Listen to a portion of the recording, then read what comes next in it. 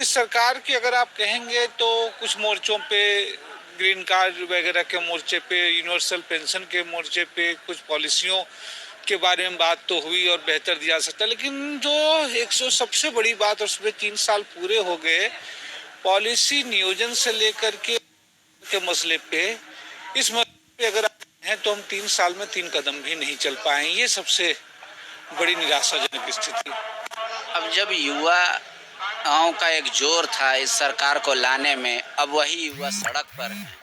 नियोजन हम लोग कर नहीं पा रहे हैं, तो केंद्र भी हताश कर रहा है, राज्य भी हताश कर रहा है। बिल्कुल बिल्कुल, केंद्र भी तो हताश कर ही रहा है। इसीलिए हमने कहा कि बार बार, इसलिए जो बार बार आप देखिएगा जिस बात को लेकर के तीखी बहस हो जा रही थी, आज भी आपने देखा पंचायत सचिवों वाले पे बहस हो रही, कि कम से कम जिस पे कोई बैरियर नहीं लगा हुआ है, कोई कानून से, कोई कोर्ट से, उसमें तो रास्ता प्रशस्त करें। हम खुद युवाओं को कोर्ट की ओर धकेले, वो तो कोई अच्छी बात नहीं है। और इसीलिए कि ये साल इस सरकार के पास अगर आप देखेंगे तो जिस दिशा में 3 कदम भी नहीं चल पाई है, खास करके अगर इसमें रोजगार नियोजन की दिशा में, तो ये साल जो है अंतिम साल है।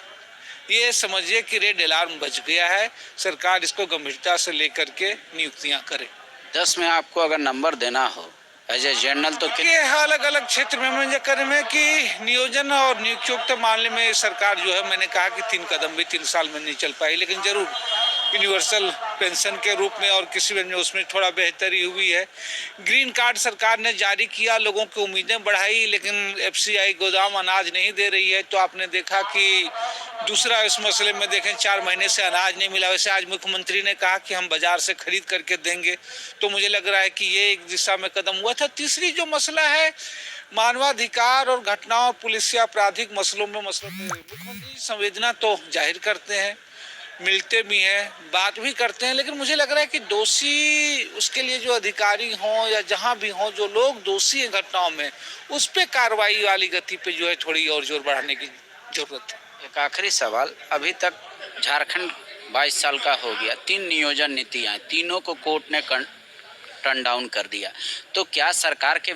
पास विधि विभाग कमजोर है, या सरकार कानून जानती है, संविधान जानती है, लेकिन भावना उस पे भारी रहता है? नहीं, देखिए, भावना का मसला नहीं है। कानून तो बनने ही चाहिए लोगों की जरूरतों और लोगों की भावनाओं के रूप, लेकिन लोगों की भावनाओं और जरूरतों के हिसाब से, जाहिर सी बात, अगर अभी हम इस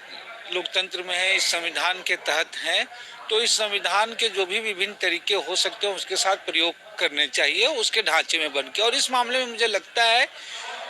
एक चूक हुई है, और चूंकि इसलिए मैं कह रहा हूँ कि ये बात आ रही थी, सदन में ही आया था कि भाई कि आप कम से कम, अगर आप भावना ही के, जो भावना तो है ही कि इस राज्य के लोग, लेकिन इस कानून के तहत जो है इस राज्य के भी जो स्थानीय निवासी हैं, अगर बाहर से मैट्रिक इंटर किए हुए हैं, तो वो वंचित हो जा रहे थे। और इसका मुझे सबसे जो बड़ी वजह लगती है, आज भी देखे 3-3 बिल हुए, कि जब कानून जरूर कोई सरकार लाती है, लेकिन जब वो विधानसभा में लाती है तो हड़बड़ी में कोई ये चीजें नहीं, हड़बड़ी में गड़बड़ी होता ही। और आप देख रहे हैं कि लगातार ये चीजें हुई। तो मुझे लग रहा है कि अब भी ये हैं जो तमाम सुझाव आ रहे हैं, तमाम चीजें आ रही हैं, उसको ध्यान देखते हुए नियोजन नीति में बदलाव करने चाहिए। तो हालांकि मास्क नहीं दे रहे हैं, लेकिन कह रहे हैं नियोजन के मसले पर 3 कदम नहीं चल पाए, लेकिन बाकी और सर जो योजनाएं